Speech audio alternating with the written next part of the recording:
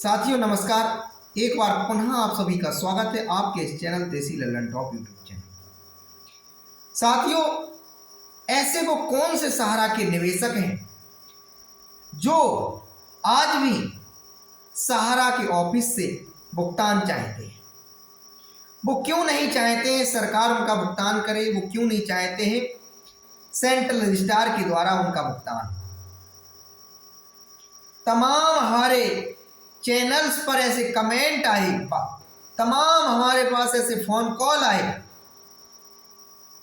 जिस पर गहराई से अध्ययन किया तो उनके प्रश्न बड़े वाजिब नजर आते हैं। साथियों, हो सकता है उन्हीं निवेशकों में से आप भी हों जो चाहते हैं कि हमें इस सरकार के झंझट में नहीं पड़ना, सीधा सहारा के ऑफिस से हमारा भुगतान कर दिया जाए और सीधा सीधा बिना परेशानी का। तो साथियों, मैंने जानने का प्रयास किया ऐसे वो कौन से निवेशक हैं जो सहारा के ऑफिस से भुगतान चाहते हैं, क्यों भुगतान चाहते हैं सहारा के ऑफिस से। साथियों, तो मैंने पाया सहारा इंडिया के द्वारा जिस प्रकार से निवेशकों के भुगतान की प्रक्रिया रोकी गई, उससे बहुत बड़ी संख्या में ऐसे निवेशकों की संख्या उपस्थित है जिसमें सहारा के जो निवेशक थे वो आज भुगतान लेने की स्थिति में नहीं है। वो मौत के मुंह में चले गए हैं और उनके उत्तराधिकारी चाहते हैं, क्योंकि सेंट्रल रजिस्ट्रार के द्वारा अभी किसी भी प्रकार की ऐसी व्यवस्था नहीं बताई गई है कि उनका भुगतान कैसे होगा। जो इन्वेस्टर या जो सहारा की क्रेडिट कोऑपरेटिव सोसाइटियों के निवेशक अब नहीं रहे, उनके उत्तराधिकारी को भुगतान कैसे मिलेगा। साथियों, इसके बाद बहुत सारे निवेशक ऐसे हैं जो कह रहे हैं कि सर, सहारा की ब्रांचों में तो हमारा पैसा जमा कराया गया है लेकिन हमारी पासबुक पर एंट्री नहीं है, तो हम सेंट्रल रजिस्ट्रार को आवेदन कैसे भेजेंगे, कितना उसमें अमाउंट लिखेंगे। अब हमें ठीक से याद भी नहीं है कि 16,200 जमा है कि 28,200 जमा है, तो ऐसे में हम क्या लिखेंगे? तो सहारा के ऑफिस से हमें डाटा भी मिल जाएगा और देख भी लेंगे कि हमारा भुगतान कितना बकाया है और कितना हो गया है। इसके अलावा साथियों, बहुत सारे निवेशक ऐसे हैं जो चाहते हैं कि हम इतना ज्यादा पढ़े लिखे नहीं होने के कारण कौन सरकार के विभागों की शर्त पूरा करेगा, सेंट्रल रजिस्ट्रार की आवेदन की प्रक्रिया में कौन उलझेगा। इससे अच्छा है जिस प्रकार से सहारा की ब्रांचों से भुगतान होता था उसी प्रकार से हो जाए। बहुत सारे निवेशकों की यह चिंता है कि उनके सहारा के सर्टिफिकेट में नामों का अंतर है, किसी का रामकुमार नाम है तो कोई स्पेलिंग्स का डिफरेंट हो गया है, उसका कोई सरनेम उसमें जुड़ा हुआ है। तो इस प्रकार के निवेशक हैं जो चाहते हैं, जो कहते हैं कि सहारा की ब्रांच से हमें भुगतान मिल जाए। इसके अलावा बहुत सारे निवेशक ऐसे भी हैं जो कह रहे हैं कि सेंट्रल रजिस्ट्रार जो भुगतान देंगे उसमें ब्याज कब तक का देंगे और कितना देंगे। सेंट्रल रजिस्ट्रार हिसाब किताब कैसे लगाएंगे, सहारा ने किस खाते का कितना भुगतान करने का वादा किया था। इन सारे सवालों को मैं इसलिए इस चैनल, इस वीडियो के माध्यम से रख रहा हूं क्योंकि इस चैनल को आपके इस प्रयास से ये हमने करके दिखाया है कि आपकी बात सरकार तक पहुंचाई, उस सरकार को आपके हितों के लिए फैसला करना पड़ा। तो जब मैं अपने इस चैनल से इन प्रश्नों को रख रहा हूं तो यकीन मानिए तो कोई ना कोई आप लोगों में से ये वो महापुरुष होगा जो हमारे इस वीडियो को सेंट्रल रजिस्ट्रार के समक्ष रखेगा और कहेगा, श्रीमान जी, इन सवालों का भी प्रश्न, इन सवालों का भी जो उत्तर वो आपको देना चाहिए, शंकाओं का समाधान करना चाहिए। लेकिन साथियों, मैं ये समझता हूं कि सेंट्रल रजिस्ट्रार सहारा को आदेशित करें। सहारा के जितने भी निवेशक हैं उनकी पूरी सूची सरकार को उपलब्ध करा दे, सेंट्रल रजिस्ट्रार को उपलब्ध करा दे, और उस सूची में से एक सूची ऐसे निवेशकों की दी जाए जिनके खातों की परिपक्वता अवधि पूर्ण हो गई है, और एक सूची ऐसे निवेशकों की दी जाए जिनके खातों की परिपक्वता अवधि अभी बाकी है। इसके अलावा सेंट्रल रजिस्ट्रार को कहा जाए कि जो भी आप भुगतान के लिए विंडो बनाएं, चाहे वो ऑनलाइन तरीके से या ऑफलाइन तरीके से, जब आप निवेशकों से भुगतान के दावे मांगे तो इस बात को अनिवार्य कर दीजिए कि सहारा निवेशक, सहारा की क्रेडिट कोऑपरेटिव सोसाइटियों का निवेशक उसमें मेंबरशिप नंबर जरूर डालेगा। चाहे आप ऑनलाइन तरीके से कहें, ऑनलाइन तरीके से उसको आवेदन कर दें, चाहे ऑफलाइन तरीके से, जब वो मेंबरशिप नंबर सेंट्रल रजिस्ट्रार, जैसे ही आप सर्टिफिकेट को सेंट्रल रजिस्ट्रार तक पहुंचाएंगे वेरिफिकेशन के लिए कि हमारा भुगतान की अवधि पूर्ण हो गई है, आप लोग देखकर हमारा भुगतान कर दीजिए, तो जैसे ही वो आपकी रजिस्ट्री, जैसे ही वो आपका दावा, चाहे वो ऑनलाइन जाए या रजिस्ट्री के माध्यम से जाए, सेंट्रल रजिस्ट्रार खोलें और देखें और अपना कंप्यूटर में बटन दबा के उस मेंबरशिप नंबर को डालें, पूरा उसमें हिसाब किताब आ जाए कि इस मेंबरशिप नंबर पर इतने सर्टिफिकेट जारी किए गए हैं, इतनी पासबुक जारी की गई है, इतना इतना इसमें रुपए जमा है, और आज दिनांक तक इतना ब्याज समेत पैसा बना। तो कोई दिक्कत नहीं होगी भुगतान करने में सेंट्रल रजिस्ट्रार को, कोई परेशानी नहीं होगी। यहां बहुत सारे लोग ये कहेंगे कि एक एक आदमी की 4-4 मेंबरशिप सहारा के द्वारा काट देंगे सहारा की ब्रांच में। मान लीजिए एक कोई ब्रांच XYZ जगह पर है, वहां पर एक मेंबरशिप काट दी गई है, एक मेंबरशिप 1 2 3 4 जगह पर है, वहां काट दी गई, तो इसमें कोई दिक्कत नहीं है। आप जब भुगतान के दावे सेंट्रल रजिस्ट्रार को भेजेंगे, मेंबरशिप वाइज भेजेंगे, चाहे सहारा क्रेडिट कोऑपरेटिव सोसाइटी का भेजें, चाहे सहारा यूनिवर्सल मल्टीपर्पज का भेजें, चाहे हमारा इंडिया क्रेडिट कोऑपरेटिव सोसाइटी का भेजें, और चाहे स्टार मल्टीपर्पज का भेजें, मेंबरशिप नंबर मैंडेटरी हो जाए, एकदम ऊपरी आपको फर्स्ट नंबर में सबसे पहले मेंबरशिप नाम डालने के लिए कह दिया जाए, तो कोई दिक्कत नहीं आएगी सेंट्रल रजिस्ट्रार को ये देखने में कि इसके कितने खाते हैं, कितना पैसा है, और जिन खातों को इन्होंने आपने आवेदन में संलग्न किया है ये मैच हो रहे हैं कि नहीं मैच हो रहे, और कितना इस स्कीम में उसका पैसा बन रहा है। चूंकि ये डाटा पहले ही सहारा से ले लिया जाए, और इस सहारा को डाटा देने में आपत्ति नहीं होनी चाहिए, क्योंकि सहारा की सोसाइटियों पर पहली बात तो यही है कि किसी भी प्रकार का सहारा समूह का अधिकार नहीं है, जबरदस्ती का सहारा समूह कब्जा किए है। सोसाइटियां स्वतंत्र रूप से काम करती हैं, इसमें शब्द जुड़ा हुआ है सहकार से उन्नति, सहकार से समृद्धि, और सहकार का मतलब होता है आपस में एक दूसरे को जोड़ो, एक दूसरे को सहयोग प्रदान करो, एक दूसरे की मदद करो।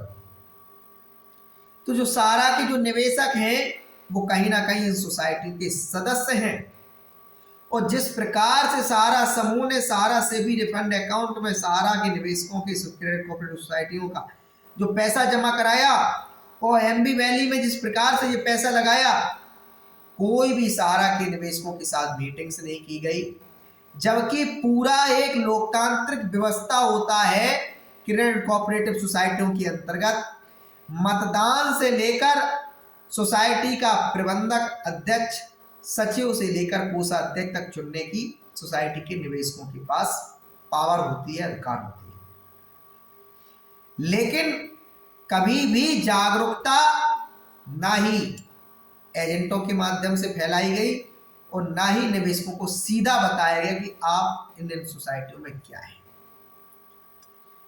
सबसे बड़ी बात यह है कि सहारा का जो निवेशक और जो सहारा का कार्यकर्ता है, सहारा के निवेशक की बात करें तो अधिकांशतः निवेशक ग्रामीण क्षेत्र से है, कम पढ़े लिखे हैं और भावनात्मक टाइप के हैं, मजदूर किस्म के हैं, किसान वर्ग के हैं, छोटे मोटे व्यापारी वर्ग के हैं। और जो सहारा के कार्यकर्ता हैं बहुत ज़्यादा पढ़े लिखे नहीं है। भारत माता की सामने प्रतिमा लगा दी गई ब्रांच पे और इस पे फूल चढ़ाइए, भावनात्मक उस ब्रांच से, उस सहारा के कार्यालय से उस सहारा के कार्यकर्ता का नाता हो गया। राष्ट्रवाद की उस ब्रांच से बातें की जाने लगी, किस प्रकार से समझाया जाने लगा कि सारा इंडिया परिवार एक कंपनी नहीं, एक संस्थान ऐसा है जो सहारा के जितने भी सदस्य हैं, चाहे वो निवेशक हो चाहे वो कार्यकर्ता हो, वो इस परिवार का अंग हैं। तो जो भावनात्मक बातें की गई उससे पहली बात तो जागरूकता की कमी थी, कम पढ़ा लिखा सहारा का एजेंट भी था। और दूसरी बात, जो लोग पढ़े थे उनको उस चीज तक पहुंचने ही नहीं दिया गया। उस प्रकार से प्री प्लानिंग करके रखी गई, इस हिसाब से माइंड का सेटअप किया गया निवेशकों का और एजेंटों का कि वो रिसर्च ही नहीं कर पाए कि सहारा जो हमसे पैसा इन्वेस्टमेंट करवा रही है वो ले जा कहां रही है, सहारा ने इसका लाइसेंस कहां से लिया है, पंजीकरण कहां से लिया है। कोई सोचने का निवेशकों को ना कार्यकर्ताओं को मौका ही नहीं दिया कि इस फोरम पे सहारा क्रेडिट कोऑपरेटिव सोसाइटी लिखा है कि सहारा यूनिवर्सल लिखा है कि स्टार मल्टीपर्पज लिखा कि हमारा इंडिया लिखा। सोचने ही का मौका नहीं दिया, सीधा कह दिया गया कि 2000 रुपए की पूंजी से स्थापित ये कंपनी आज इतना बड़ा कारोबार कर चुकी है, आज दिन तक किसी का पैसा नहीं रोका है, एक एक लोगों का, एक एक निवेशक का ब्याज समेत आज दिन तक का भुगतान किया है, कारगिल में हमने मदद किया है, भूकंप में कच्छ में मदद किया है, हमने कॉमनवेल्थ में खेलों में मदद किया है, अपनी पुणे वॉरियर्स IPL में टीम है, सारा हॉस्पिटल है, मीडिया है, फला है, ढिका है, पता नहीं क्या क्या प्रोपेगेंडा रची गई। तो साथियों, आज के इस वीडियो को मैं चाहता हूं जो लोगों की संख्या इस प्रकार की है, जो लोग कहते हैं सहारा के ऑफिस से सहारा की ब्रांच से हमें पैसा मिलना चाहिए, उन लोगों से मैं कहूंगा आज का इस वीडियो को शेयर कर दीजिए जिससे सरकार तक पहुंच जाए और सरकार इस विकल्प पे काम करे कि सहारा की क्रेडिट कोऑपरेटिव सोसाइटियों का संपूर्ण डाटा निवेशकों का सरकार अपने पास सुरक्षित कर ले, संरक्षित कर ले।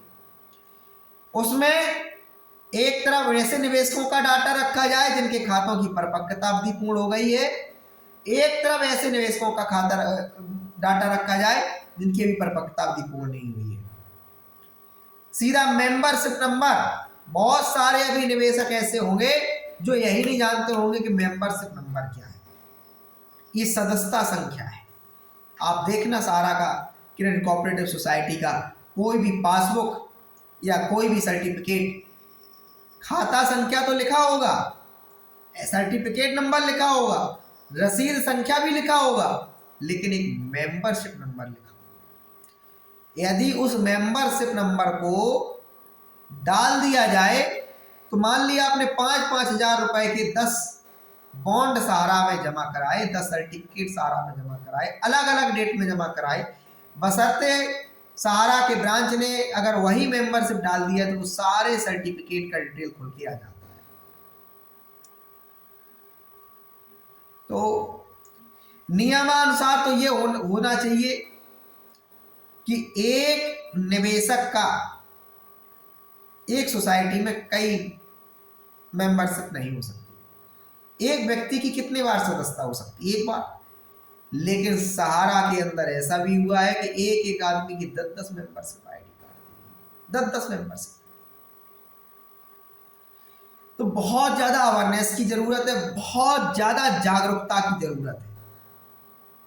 जब तक आप लोगों तक ये वीडियो नहीं पहुंचेंगे तब तक आप लोग सहारा के अंदर की गहराई नहीं समझ सकते। यहां इस बात को समझ लीजिए कि हम सिर्फ इतना चाहते हैं कि आपका निवेश जो सहारा में है वो आपके घर तक पहुंच जाए, जिससे आपका जीवन सुंदर हो सके। इस देश की व्यवस्था जो रुक गई है, 10 करोड़ लोगों की सपनों का जो चीरहरण हुआ है, इस देश की भी व्यवस्था चल पड़ी। जब वो पैसा रिटर्न आएगा आपके घरों में, तो कहीं आप अपने बेटे को पढ़ाएंगे, कहीं बेटी की शादी करेंगे, कहीं अपना मकान व खरीदेंगे, कहीं मकान बनाएंगे, कहीं आप अपने बूढ़े माँ बाप का इलाज कराएंगे। मतलब आपके जो वो पैसा जाना कहाँ है? बाजार में। जब बाजार में जाएगा तो एक आर्थिक सशक्तिकरण का दौर आएगा। जब इन 10 करोड़ लोगों के पास आ जाएगा ये पैसा, कोई निवेशक अपने घर नहीं रखेगा इस पैसे को। जिसका आएगा कोई बैंक में जाके अपने जमा कर देगा, तो बैंक मजबूत होगी। मतलब सरकार के पास निष्क्रिय पड़ा है जो 24,000 करोड़ रुपए है, वो सीधा आपका है, कोई शक वाली बात नहीं है।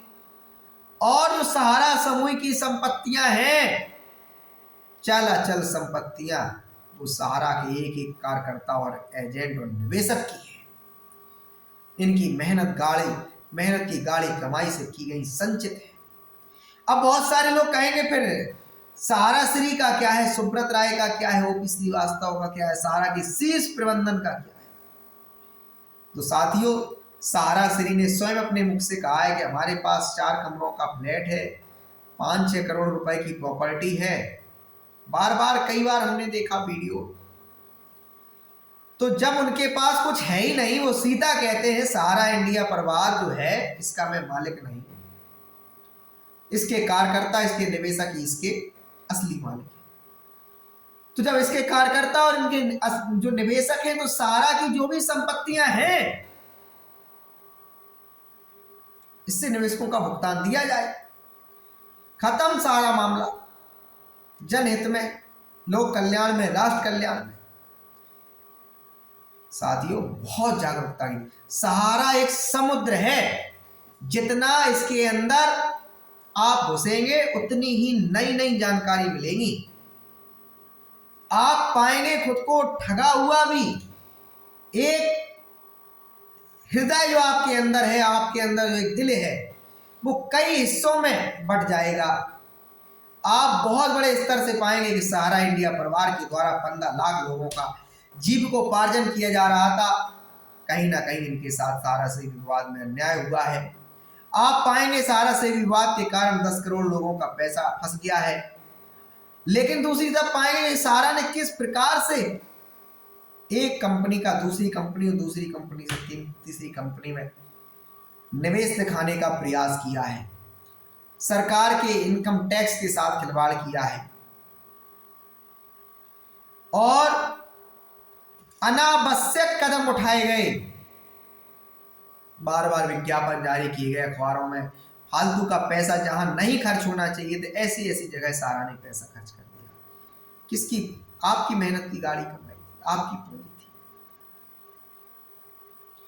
तो एक तरफ सहारा इंडिया परिवार को एक सुंदर गुलदस्ते के रूप में पाएंगे, वो एक तरफ आप सहारा इंडिया परिवार को एक खोखला, कानून की अवज्ञा करने वाला, देश की संवैधानिक संस्थाओं को धता बताने वाला संस्थान पाएंगे। और सच्चाई भी यही है कि सहारा इंडिया परिवार 2 तरीके से काम किया। एक तरफ भावनात्मकता और दूसरी तरफ षड्यंत्र, प्रपंच, लोभ लालच। इस प्रकार से इससे बड़ा उदाहरण कुछ नहीं हो सकता कि जब माननीय सुप्रीम कोर्ट ने आदेश दिया कि 24,000 करोड़ रुपया सेबी के पास जमा कराइए, तो सहारा ने एक बहुत बड़ी साजिश रची। सहारा रियल एस्टेट और सहारा हाउसिंग के सर्टिफिकेट को रातों रात बैक डेट में भुगतान दिखाकर एडवाइस जारी कर दी सहारा रियल एस्टेट की, सहारा हाउसिंग। इसके बाद खेल किया, जनता में एक भय फैलाया कि आपके पास पैन कार्ड नहीं है, आपका टीडीएस चला जाएगा, आपका इनकम टैक्स कट जाएगा, सेबी का पास दफ्तर नहीं है, एक ही दफ्तर से कैसे आपका करोड़ों लोगों का भुगतान करेगा। सहारा का तो आपका लोकल स्तर पे भुगतान करने का काउंटर खुला हुआ है। आपके सर्टिफिकेट में नाम में कुछ दिक्कत हो सकती है। इसके अलावा यहां तक कहा गया कि सेबी ने आज दिन तक किसी का भुगतान नहीं किया है, सेबी की बातों में मत आइए, आप हमें अपना सर्टिफिकेट दे दो, हम इस पे आज दिन तक आपका ब्याज भी दे रहे हैं, अच्छा ब्याज दे रहे हैं। और आगे आपको लगना है कि जो हम जिस स्कीम में आपके सर्टिफिकेट को परिवर्तित किए उस स्कीम में आपको उस टाइम के लिए रहना है तो रहिए, नहीं वरना जो सारा रियल एस्टेट, सारा हाउसिंग की जो स्कीम्स है, इतनी जो टर्म था, इतनी जो अवधि थी, इस हिसाब से आपका आगे भुगतान कर दिया गया। बहुत दुखद बात है। संवैधानिक संस्थाओं के सम्मान के साथ मजाक किया गया, खिलवाड़ किया गया, बहुत अपराध की बात है। लेकिन फिर भी ताकत देखिए सहारा इंडिया के शीर्ष प्रबंधन की, कि सैकड़ों मुकदमे होते हुए, सैकड़ों एफआईआर होते हुए भी कोई भी बाल बांका नहीं कर सका, कोई पुलिस अधिकारी ने अभी तक गिरफ्तार नहीं कर सका, कोई केंद्र की एजेंसी हो या राज्य की एजेंसी, कोई अभी तक उनको।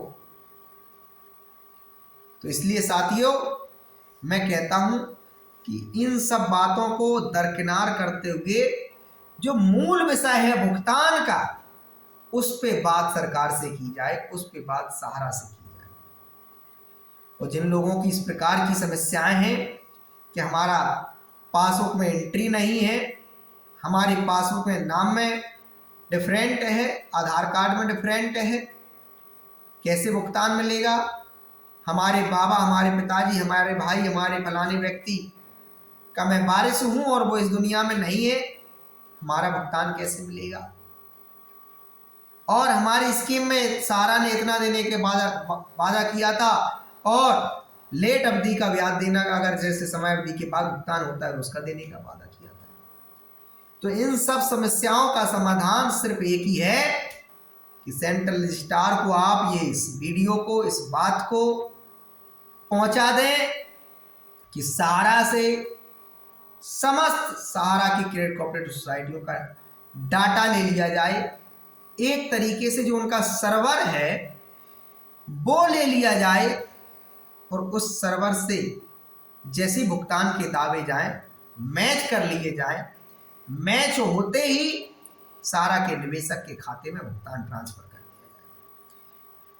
भुगतान के आवेदन लेते हुए इस बात को सेंट्रल रजिस्ट्रार निश्चित लिख दें कि मेंबरशिप नंबर गलत नहीं होना चाहिए, आपका नाम ठीक है, हम देख लेंगे क्या डिफरेंट है, कितना डिफरेंट है। आपने जो सहारा का सर्टिफिकेट भेजा उसमें 100 ही रुपए मात्र चढ़े हुए हैं जो पासबुक भेजा है, और इसमें सहारा के कंप्यूटर डाटा में 20,000 दिख रहे हैं, तो वो भी कोई दिक्कत नहीं है, 20,000 दिख रहे हैं, हम भुगतान 20,000 के हिसाब से कर देंगे। और एक नई समस्या है, जो सहारा के एजेंट अपने निवेशकों के दबाव में आकर अपनी संपत्ति को बेचकर, अपने गहने गिरवी रख करके, अपने वाहनों को गिरवी रख करके सहारा के निवेशकों का भुगतान कर दिए, और उनके पास जो अपने निवेशकों के सर्टिफिकेट रखे हैं उनका कैसे भुगतान होगा। तमाम सारे सहारा के कार्यकर्ताओं की ये चिंता है कि हमारे भुगतान कैसे। तो इसके लिए भी सरकार को निदान निकालना चाहिए, उस पर भी सरकार को एक नोटिफिकेशन जारी करना चाहिए कि सहारा के एजेंट और निवेशक को किन्हीं कोई भी वो परिस्थितियां रह सकती हैं, निवेशक का वहां उतना दबाव हो सकता है उस एजेंट के ऊपर, उस कार्यकर्ता के ऊपर, जो उसको अपनी जेब से पैसा देना पड़ा। तो एक स्टाम्प पे इस प्रकार का एक एग्रीमेंट किया जाए और निवेशक और एजेंट मिलके उस एग्रीमेंट को सत्यापित करते हुए सरकार के पास, सेंट्रल रजिस्ट्रार के पास पहुंचाएं, जिसमें सारी बात लिखे क्यों, किन परिस्थितियों में सहारा के निवेशक को उसने भुगतान कर दिया था, और क्यों उस पैसे को आज उस सहारा के एजेंट को, सहारा के कार्यकर्ता को मिलना चाहिए। तो साथियों, जितने भी आप लोगों के मन मस्तिष्क में सवाल आते हैं, वो हमारा काम है उठाना। उन प्रश्नों को उठाता रहूंगा। हमारा काम है आपसे अपील करना, अपील करता रहूंगा कि सरकार को जगाएं, खुद जागे। भुगतान की व्यवस्था करना सरकार की नैतिक जिम्मेदारी है। और जिस दिन आप एकत्रित हो जाएंगे, उस दिन सहारा के निवेशक का एक एक पाई का भुगतान हो जाएगा, एक एक पाई का भुगतान। इसलिए साथियों, मैं जगाता रहूंगा। अब तो बहुत बड़ा एक समुदाय आपके साथ खड़ा है। तमाम सारे यूट्यूबर, तमाम सारे फेसबुक पर, तमाम सारे छोटे छोटे मीडिया चैनल्स, हालांकि मेन स्ट्रीम का मीडिया आज भी आपके हितों के साथ नहीं है। आज भी उसको इतनी बड़ी पीड़ा नजर नहीं आती। वो कभी घंटों के हिसाब की आपसे आपकी डिबेट नहीं चलाता, कभी डिबेट नहीं चलाता कि क्या कारण है सारा सेबी विवाद में सेबी के पास 24,000 करोड़ रुपए जमा है। वो कभी नहीं चलाता। वो कभी नहीं पूछेगा कि कैसे अमित शाह जी ने कह दिया कि 10 करोड़ निवेशकों का भुगतान इन 5,000 करोड़ रुपए से कर दिया जाएगा। पैसा निवेशकों से 86,000 करोड़ रुपए लिया गया है, 5,000 करोड़ रुपए से कैसे 10 करोड़ निवेशकों का भुगतान कर दिया जाएगा। वो कभी नहीं पूछेगा। इसलिए माउथ टू माउथ इस बात को प्रचारित कीजिए, प्रसारित कीजिए कि सरकार का ही नैतिक धर्म है, नैतिक जिम्मेदारी है हमारा भुगतान करना। चाहे हमारे लिए वो राहत पैकेज जारी करे, चाहे बजट निर्धारित करे, और चाहे हमारे लिए कोई विशेष स्कीम जारी करे, और चाहे सहारा सेवी रिफंड अकाउंट से पैसा दिलाए, चाहे सहारा की संपत्तियों को अपने अधिग्रहण कर ले, लेकिन भुगतान सरकार को दिलाना नैतिक जिम्मेदारी है, बिना देर किए हुए। और बिना देर किए हुए सरकार की ये तो नैतिक जिम्मेदारी है ही, इस बात को कहना कि सहारा के निवेशक किसी बात की चिंता नहीं करें, निवेशक एजेंट लड़े नहीं, झगड़े नहीं, परेशान ना हो, तनाव में ना जाए। सरकार आपका भुगतान दिलाने की दृढ़ संकल्पित है, एक एक निवेशक का भुगतान दिलाएगी। कर दीजिए स्टेटमेंट जारी, करना चाहिए इस बात को सरकार को। साथियों, हमारे वीडियो जरूर लंबे हो जाते हैं, इसमें कोई शक वाली बात नहीं, लेकिन एक एक निवेशक की बात को अपने इस वीडियो में रखने का प्रयास करता हूं। अंत में चलते चलते आप लोगों से पुनः एक बार अपील करूंगा। मात्र 5,000 करोड़ रुपए अभी रिलीज हुए हैं। 24,000 करोड़ रुपए सहारा से रिफंड अकाउंट में है। सहारा के पास संपत्तियां हैं जिससे निवेशकों का भुगतान दिया जा सकता है। सरकार को पत्र लिखना पूरी ताकत के साथ प्रारंभ कर दीजिए। प्रत्येक दिवस कभी पीएमओ, कभी सेबी, कभी सेंट्रल रजिस्ट्रार, कभी गृह मंत्रालय, कभी वित्त मंत्रालय पत्र भेजिए और कहिए, सरकार से कहिए आपकी जिम्मेदारी है, भुगतान दिलाइए। लिख दीजिए उसमें हम 2024 की चुनाव का बहिष्कार करेंगे, लिख दीजिए उसमें हम वर्तमान सत्ता को मतदान नहीं करेंगे। और निवेशकों का भुगतान दिला दोगे, हमारा आपसे कोई बैर नहीं है। हम आपका साधुवाद करेंगे, हम आपका धन्यवाद करेंगे। इसलिए मैं आपसे कहता हूं, मैंने 3-4-5 पॉइंट पे बहुत ज्यादा काम किया। सबसे पहला मेरा मानना था कि सहारा का संपूर्ण सहारा निवेशक कभी एक मंच पर नहीं आ सकता। इसलिए मैंने हर बार यही कहा कि सहारा के 10 करोड़ निवेशक इस मोबाइल की ताकत को समझे, इंटरनेट की ताकत को समझे, टेक्नोलॉजी युग चल रहा है इसकी ताकत समझे। फेसबुक पर, व्हाट्सएप पे, ट्विटर पर, यूट्यूब पर एक युद्ध स्तर का अभियान छेड़ दीजिए भुगतान प्राप्त करने के लिए सरकार से। जहां नजर आए जो भी व्यक्ति सोशल मीडिया खोले, वो सहारा के पीड़ित की आवाज सुनाई पड़े। नंबर 1 पॉइंट ये रहा। नंबर 2 पॉइंट ये रहा कि आप पत्रों की लगातार बौछार करते हैं। रोज पत्र लिखिए, रोज पत्र लिखिए, भेजिए सरकार को। और खुद लिख चुके हैं तो पड़ोसी से लिखवाइए, पड़ोसी लिख चुका है रिश्तेदारों से लिखवाइए। नंबर 3 पॉइंट, अपने अपने घर मकानों पर एक पोस्टर चिपकाइए, एक बैनर चिपकाइए, लिखिए भुगतान नहीं हो तो मतदान नहीं। नंबर 4 पॉइंट आता है कि जो आपके शहर में धरना प्रदर्शन कभी हो, ज्ञापन हो, कोई अधिकारी को, कोई सांसद को, कोई विधायक को जब भी मिलने जाना हो, जैसी खबर लगे कि 20 लोग मिलकर किसी सांसद से कहने जा रहे हैं कि आप हमारे इस मुद्दे को संसद में उठाइए, तो चले जाइए दौड़कर, बिना देर किए चले जाइए। इसके अलावा साथियों, चलते चलते एक और जानकारी देना है। कल अभयदेव शुक्ल जी के माध्यम से जानकारी मिली है, जो ऑल इंडिया संघर्ष न्याय मोर्चा के बैनर तले निवेशकों को एकत्रित करने का प्रयास कर रहे हैं। उन्होंने शायद 29 तारीख का कार्यक्रम रखा है। उन्होंने कहा है कि सहारा ने विश्व रिकॉर्ड बनाया था, पैसा खर्च करके 1,20,000 सहारा के कार्यकर्ताओं निवेशकों के साथ राष्ट्रगान गाया था लखनऊ में, और देश भर से बहुत सारे लोगों को एक ही टाइम पे राष्ट्रगान गाते हुए देखा गया था। और वहां सेबी को एक ताकत दिखाई गई थी, ये हमारी ताकत है, एक प्रदर्शन टाइप का था। तो उसी की तर्ज पर 5,20,000 लोगों से आह्वान किया है अभयदेव शुक्ल जी ने, लखनऊ पहुंचे और राष्ट्रगान गाएंगे। राष्ट्रगान गाकर सरकार से विनती करेंगे कि हमारा भुगतान दिलाया जाए। साथियों, यदि आपके पास समय हो, संभव हो पहुंचना, तो जरूर पहुंचे। धन्यवाद।